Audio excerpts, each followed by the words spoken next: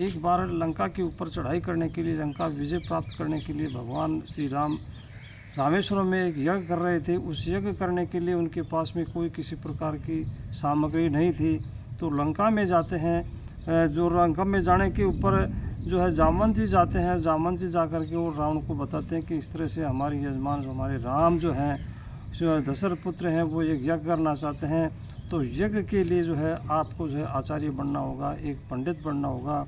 और उस साइड में, उस दिशा में एक शिवलिंग लाने के लिए हनुमान जी को भेज देते हैं। हनुमान जी शिवलिंग लाने के लिए चला जाता है।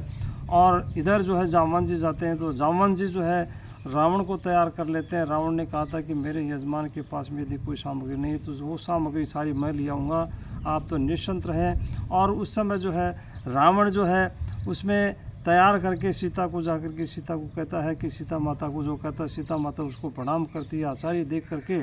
और जो है सीता माता को जो है एक सौभाग्यवती का जो आशीर्वाद देते हैं। इस तरह से सीता को भी जो है उसमें लाते हैं, यज्ञ में बैठाने के लिए लाते हैं, सारी बातें बताती जाती हैं। और जो यज्ञ में ला करके जो है, क्योंकि राम के पास में तो ना कोई सामग्री थी, ना उसके पास में पत्नी थी, पत्नी के बिना यज्ञ सफल नहीं हो सकता। तो उसमें रावण का ये जो रावण ने जो है अब उसमें बैठा करके लाया था, उसमें तो उड़न खटोले में जा कर के जो है उसको कहता है, उनको कहता है कि जाओ सीता को बुला करके लाओ और इनके अब जो है पास में बिठाओ। तो जाते हैं तो सीता को बैठाते हैं।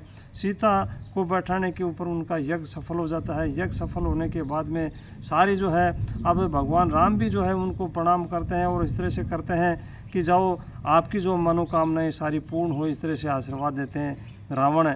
और जब अंत में जो है उनका दक्षिणा का समय आता है तो दक्षिणा में रावण ने जो है कहा था कि मैं दक्षिणा में आपके पास में कुछ भी नहीं है, लेकिन जब भी जो है मेरा अंत समय आएगा तो मैं जो है मेरे ये जो है आप जो है मेरी मृत्यु के समय आप मेरे सामने उपस्थित रहेंगे, इस तरह से कहा था।